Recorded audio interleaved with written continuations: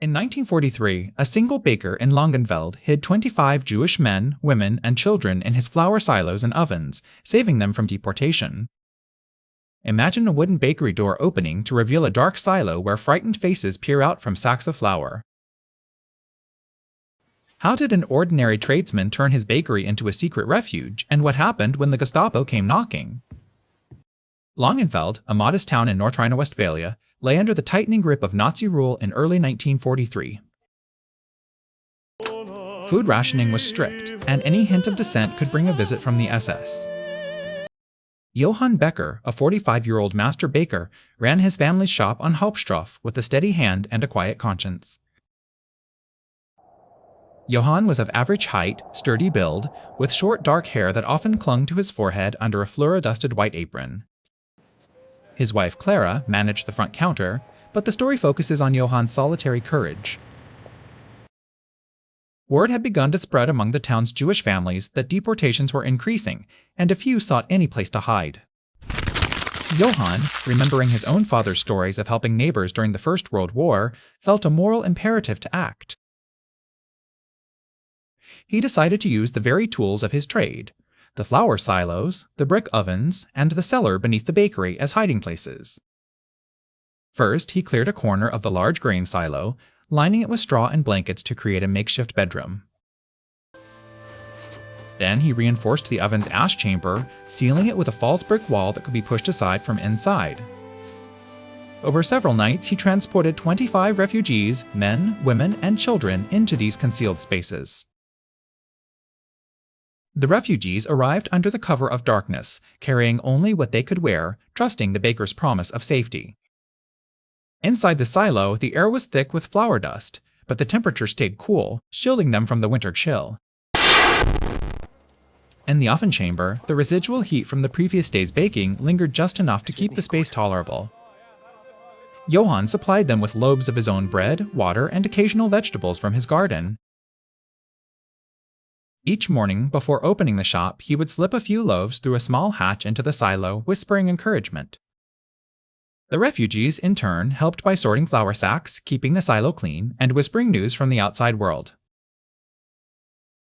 Life in the bakery became a strange rhythm. The smell of fresh bread mingled with the quiet breaths of those hidden below.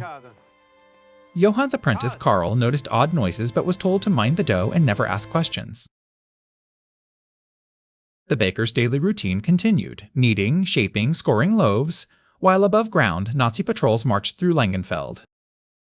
On March 12, 1943, a routine inspection turned tense when 2 SS officers entered the bakery asking about missing ration cards.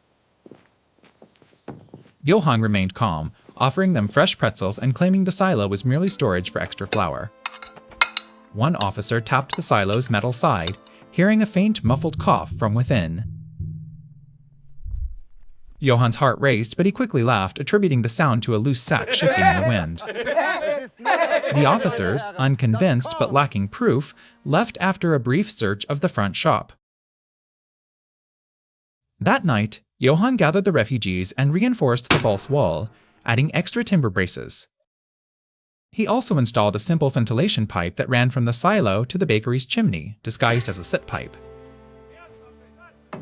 Weeks passed with tightening curfews, but the hidden group survived, sustained by Johann's quiet generosity. In early April, a rumor spread that the Gestapo planned a house-to-house search for hidden Jews. Johann decided to move the most vulnerable 5 children and an elderly couple into the oven chamber, which was less likely to be inspected.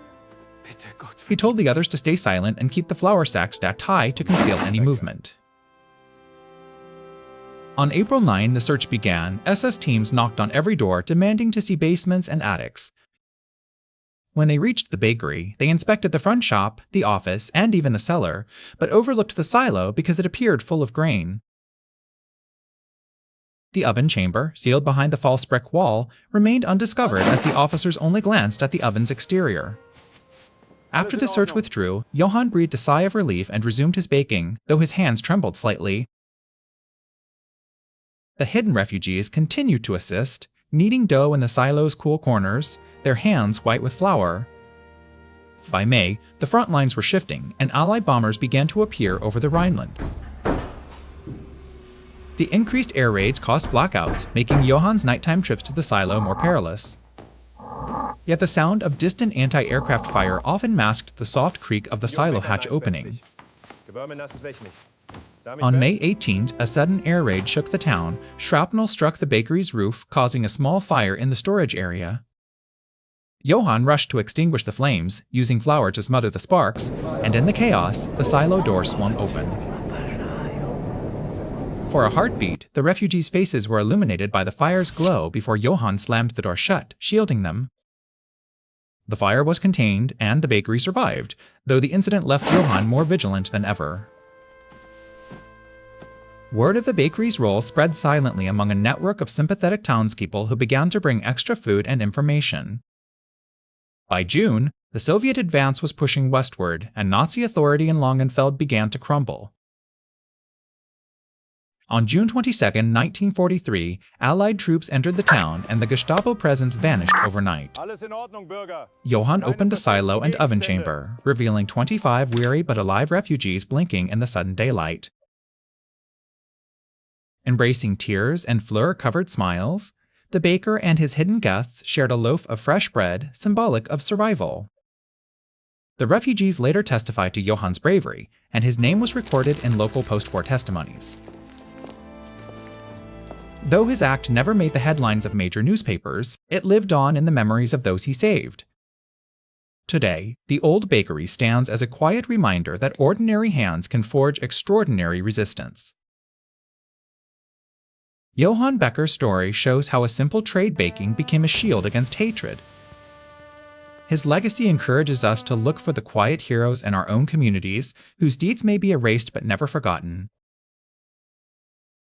If this tale moved you, please consider liking the video, subscribing for more hidden histories, and sharing your thoughts in the comments so we can keep uncovering stories like Johann's. Let's keep the oven of memory warm, one loaf at a time. Thank you for watching. Until next time, remember that history's quietest voices often speak the loudest.